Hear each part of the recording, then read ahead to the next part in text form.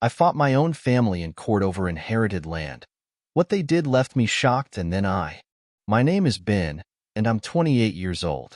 Until recently, my life felt simple and predictable. I grew up in a small town in Ohio, the kind of place where everybody knows your name and where you've been. Life here is quiet, sometimes painfully so, but it's all I've ever known. My parents, Jack and Diane, built everything they have from the ground up. They're the hardest working people I've ever met, and they've always done their best to give me a stable, comfortable life. For as long as I can remember, they took pride in the land they owned, a piece of property just outside town that's been in our family for generations. It's about 50 acres, not exactly sprawling farmland, but beautiful in its own right. Rolling hills that glow gold at sunset, a patch of woods that smells like pine and earth, and wide open fields that seem to stretch on forever. My dad always called it our legacy, something handed down from his grandfather, then his father, and finally to him. It wasn't just land to him. It was proof of everything our family had worked for over the decades. My mom used to say the land was like another member of the family, something we all had to nurture and respect. Growing up, I never thought much about owning the land myself. It was just home, a place where I played as a kid, built forts in the woods, and lay in the grass staring up at the stars. But 3 years ago, on my 28th birthday, everything changed. The day started like any other birthday, small and simple. My parents, a few close friends, and my sister Kelly gathered at my parents' house for dinner. We laughed, ate too much cake, and reminisced about all the ridiculous things I did as a kid, like the time I tried to ride my bike off the roof because I thought I could fly. I thought that was it, a nice, quiet birthday. But then my dad stood up, cleared his throat, and handed me an envelope. I thought it was just a card with some cash, like every year before. But when I opened it, my hands started to shake. Inside was a legal document. My parents had gifted me 12 acres of the family land. I stared at the papers, then at them, completely speechless. My dad grinned and said, "We wanted you to have a piece of the legacy, Ben. Make it something special." My mom nodded, tears in her eyes. "It's yours now, honey. We believe in you." I didn't know what to say. I felt honored, overwhelmed, and honestly a little terrified. The land meant everything to them, and now they were trusting me with part of it. That night, after everyone left, I sat alone on the porch, staring at the moonlit fields. My mind was racing with possibilities. Maybe I'd build a house, my own little place where I could settle down someday. Or maybe I'd start a small farm, something sustainable, something meaningful. For the first time in my life, I felt like I had a clear purpose, a direction. But I also knew the weight of what this meant. This wasn't just any piece of land. It was my family's history. I promised myself that whatever I did, I would honor that legacy. The next day, I grabbed an old sketch pad and started drawing. I wasn't an architect by any means, but I had ideas. A small house that blended into the landscape, with big windows to let in the light and a wraparound porch where I could sip coffee while watching the sunrise. Over the next 3 years, I worked harder than I ever had before. I picked up extra shifts at the hardware store, said no to vacations, and lived as frugally as possible. My friends started calling me a hermit, joking that I'd forgotten how to have fun. But every time I felt exhausted or discouraged, I thought about the land. That dream kept me going. It was more than just building a house. It was building a future. I visited the land often, imagining the life I'd create there. The quiet moments standing in the field, feeling the wind on my face, gave me the strength to keep pushing forward. My parents seemed proud at first. They'd ask me about my plans, and I'd excitedly tell them about the house I wanted to build. Simple, nothing fancy, but cozy and welcoming. My mom would smile and say, "That sounds lovely," and my dad would nod and tell me to take my time and do it right. But as the months passed, something started to shift. It wasn't obvious at first, just little comments here and there. My mom would say, "It's nice seeing the land untouched. So peaceful," in a wistful tone that didn't quite feel right. My dad would mention how much work it took to keep the land looking the way it did.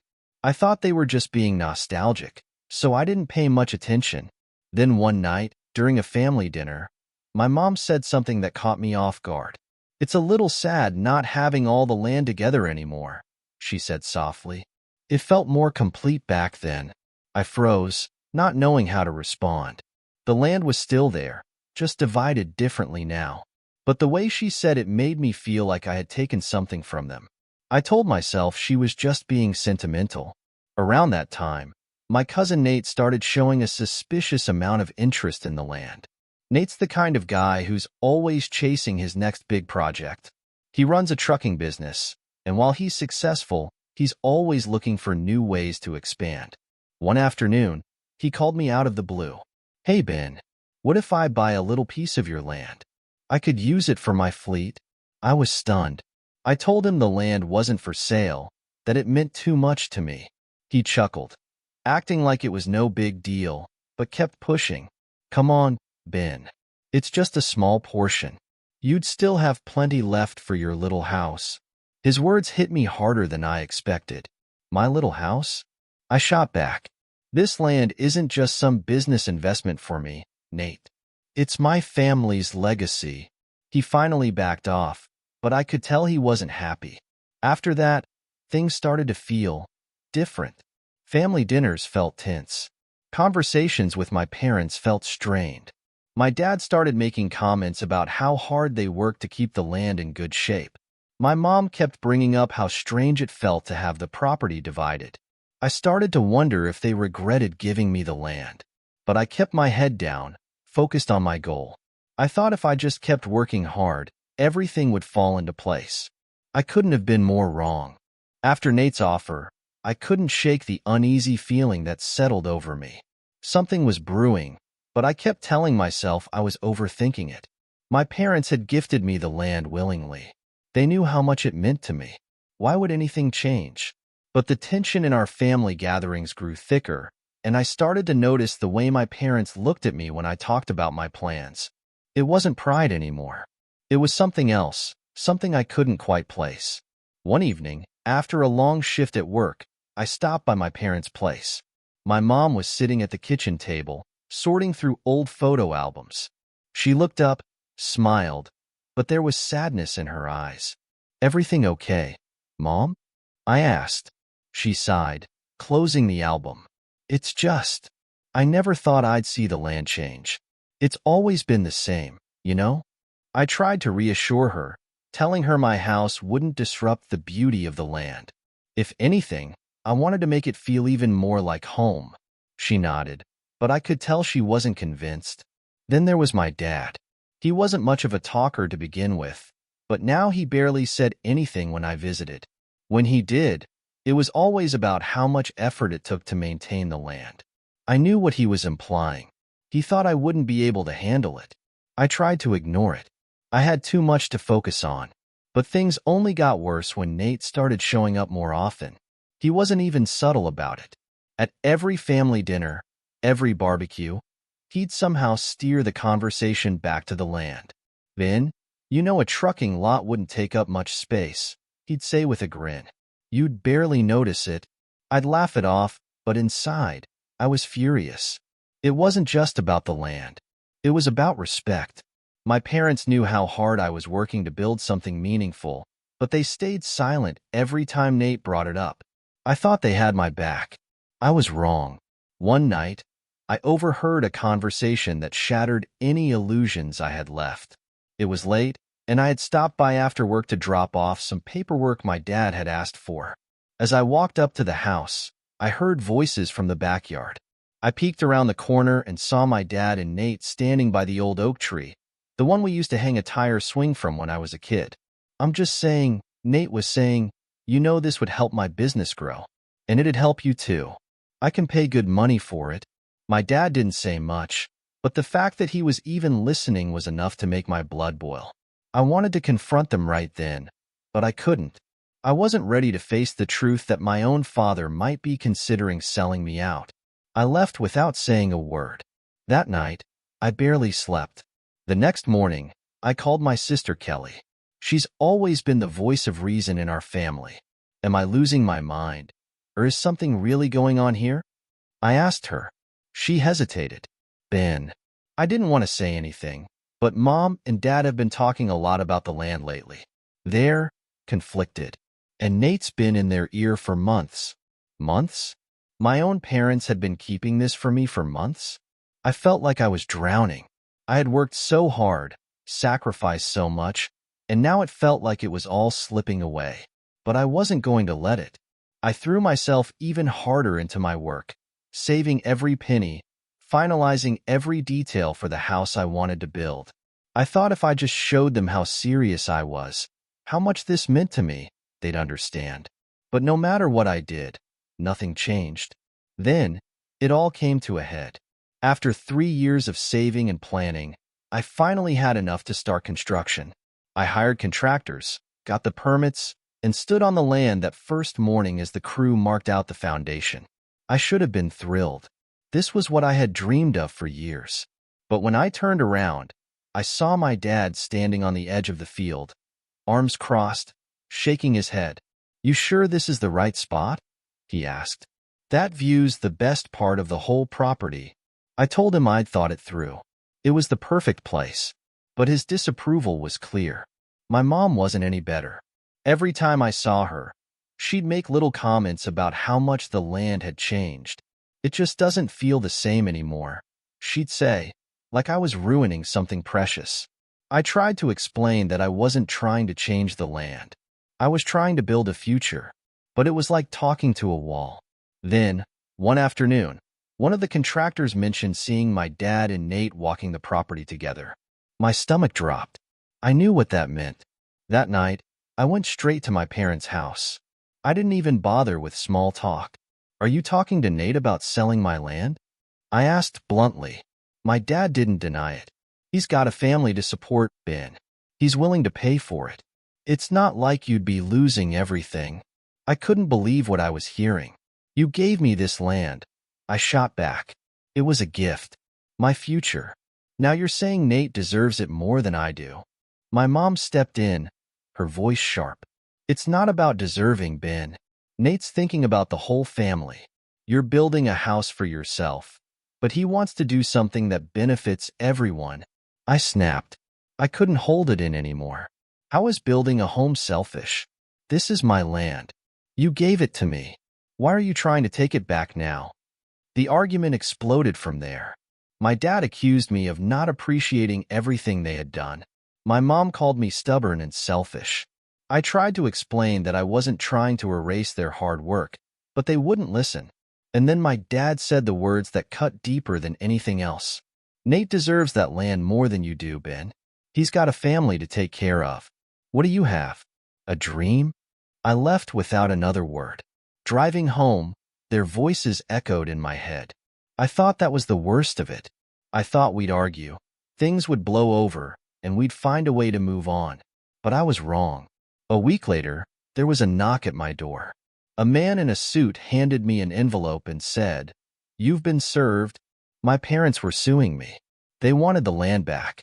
I stood there in shock, holding the envelope, my mind racing. My parents were suing me. My own parents. I sat down at the kitchen table, ripped open the envelope, and started reading. The lawsuit claimed that when they gifted me the land, it was under an unspoken agreement that I would use it in a way that benefited the entire family. Now that I was building a house for myself, they argued that I had violated that agreement, and they wanted the land back. I felt my chest tighten as I read the words over and over. Unspoken agreement? That was never part of the deal. When they gave me the land 3 years ago, there were no conditions, no hidden strings attached. It was a gift. I had the legal documents to prove it. But now they were trying to rewrite history, and I had no idea why. I didn't even have time to process it before the calls started pouring in. Cousins I hadn't spoken to in months suddenly wanted to share their opinions. "How could you do this to your parents, Ben?" One text read. Another said, "You're tearing the family apart." My aunt left a voicemail that made my blood boil. "Give the land back, Ben. It's not worth ruining the family over." Ruining the family? I wasn't the one who filed a lawsuit, but it didn't matter. No one wanted to hear my side of the story. In their eyes, I was the bad guy, the selfish son who turned his back on his parents for a piece of land. And then there was Nate. I should have known he'd be in the middle of this mess. He started calling relatives, painting me as some greedy, stubborn jerk who refused to help his family. I only want a small part of the land for my business, he told anyone who would listen. Ben's being unreasonable. I'm just trying to do what's best for everyone. The worst part? People believed him. They bought his story without question. And every time I tried to explain that the land was a gift, that it wasn't for sale, no one cared. It was like I was screaming into the void. The more I fought, the worse it got. I couldn't focus at work. I couldn't sleep. Even looking at the construction site, something that used to bring me joy, now filled me with dread. I kept asking myself how things had gone so wrong. My parents had always supported me. They encouraged me to dream big, to build something meaningful. And now they were dragging me into court. It didn't make any sense. I knew I needed help, so I hired a lawyer named Anna. Our first meeting was brutal. She listened to my story, read through the lawsuit, and then gave me the hard truth. Family disputes like this are messy, she said. Your parents are arguing that there was an implied agreement, even if nothing was written down. We have to prove there wasn't. I felt a wave of frustration. How do I prove something that never existed? I asked. She sighed. You have the deed transfer. That's a start. But this isn't going to be easy. Easy wasn't even in the realm of possibility. Every day felt like a fight I wasn't ready for. And the worst part was knowing that my parents were on the other side of it. I kept thinking about all the lessons they taught me, about honesty, hard work, and doing the right thing. And now they were twisting the truth to take back what they gave me. The court case dragged on for months. Every hearing, every legal document, every phone call with Anna drained me. But what hurt the most was the silence from my parents. No calls, no texts, nothing. It was like I didn't exist. And Nate? He was enjoying every second of it. But then Anna found something that changed everything. She had been digging through financial documents and court records when she discovered that Nate was the one paying for my parents' legal fees. My head spun when she told me. Wait, what? I asked. Why would he pay for their lawyer? She gave me a knowing look. Because if your parents win, he gets what he wants. It all clicked. Nate never gave up on the land. When I said no, he found another way. He used my parents' emotions against them, convinced them that I was being selfish, and then offered to help them with the lawsuit. But it wasn't about helping them. It was about getting what he wanted. I was furious.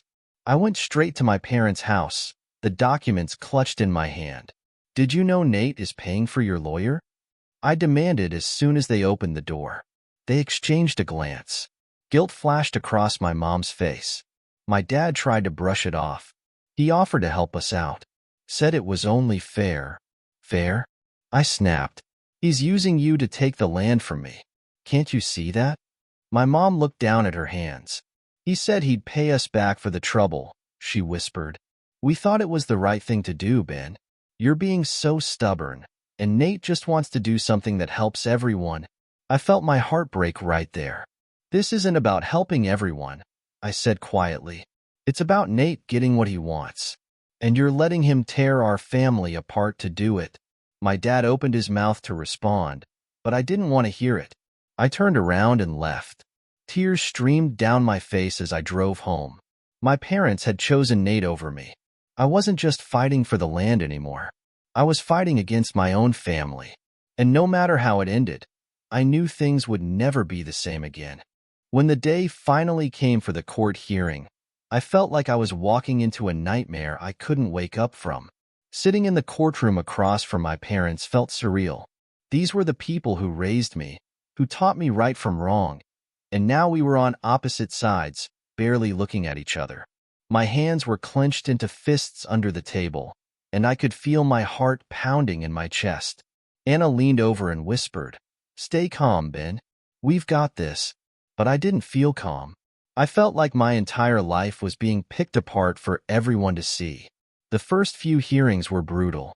My parents' lawyer painted me as ungrateful, someone who had taken advantage of my parents' generosity. He argued that the land had always been meant for the whole family, not just me. Every word felt like a punch to the gut. My mom sat there, tears streaming down her face, and my dad kept shaking his head like he couldn't believe we were even there. I wanted to scream that this wasn't my fault, that I never asked for any of this. But I kept my mouth shut and let Anna do her job. She was fierce, pointing out that the deed transfer was clear and legally binding. A gift is a gift, she said firmly. There's no evidence of any conditions or agreements, written or otherwise, but I could see the doubt in the judge's eyes. Family disputes were messy, and this one was no different.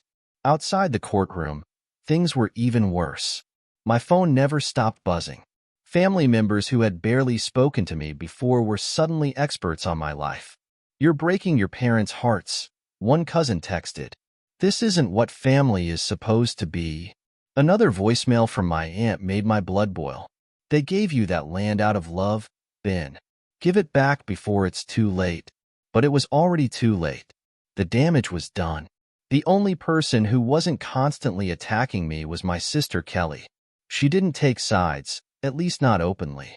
She'd check in on me, ask how I was holding up, but I could tell she felt torn. She loved our parents, but she also knew how much I had sacrificed for that land. One night, after another brutal day in court, I called her. "Do you think I'm wrong?" I asked quietly. There was a long pause. "No, Ben," she finally said. "I don't. But I think Mom and Dad are scared. The land means everything to them." I sighed, rubbing my eyes. "It means everything to me too." But none of that mattered to the rest of the family. Nate, of course, was still stirring the pot. Every chance he got, he made sure people knew how selfish I was being. He told everyone that I was holding onto the land out of spite, that I didn't care about the family's legacy.